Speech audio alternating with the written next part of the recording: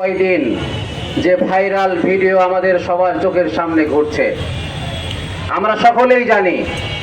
আমার পূর্ববর্তী বক্তা শ্রদ্ধাভাজন বড় ভাই হাফেজ মাওলানা হুসাইন আহমদ সাহেব বলেছেন, আজ আমরা মুসলমান দাবি করি, আজ আমরা আমাদের দেশে কোরআনের সংবিধান বাস্তবায়নের জন্য আন্দোলন সংগ্রাম করি।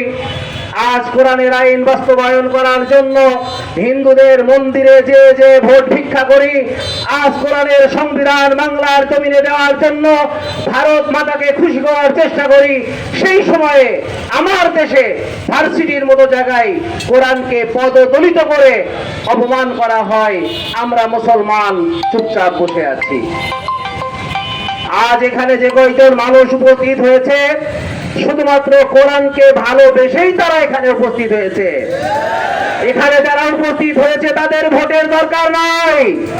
এখানে যারা উপস্থিত হয়েছে তাদের এমপি হওয়ার চিন্তা নাই। এখানে যারা উপস্থিত হয়েছে কোরআনকে সম্মান দিতে তারা তাদের জীবন বিলিয়ে দিতে রাজি আছে।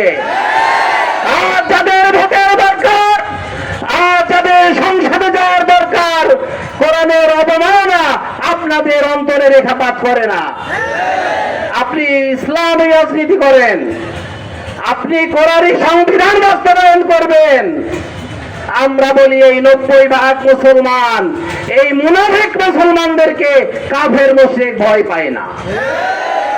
যতই বিশাল বহর নিয়ে আমরা স্লোগান দিই না কেন, আজ এই কুলাঙ্গার যে কোরআনকে অবমাননা করেছে, আধা ঘন্টার মধ্যে বাইতুল মুকাররমে তার লাশ ঝোলার দরকার ছিল।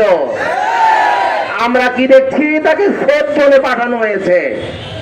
আমাদের বড়রা আমাদের বলছেন, আমরা আন্দোলন করলে নাকি ভারত অখুশি হবে, আমরা আন্দোলন করলে আমাদের অসাম্প্রদায়িক বলা হবে, আমরা তার বিরুদ্ধে সংগ্রাম করলে নাকি আমাদের ন্যারেটিভ তৈরি হবে আলাদা, যে আমরা হিন্দুদের দুশ্মন ভাবি। হিন্দুদেরকে আমরা দুশ্মন ভাবি না, তবে যে কোরআনকে অবমাননা করবে সে কোনো মুসলমানের বন্ধু হতে পারে না।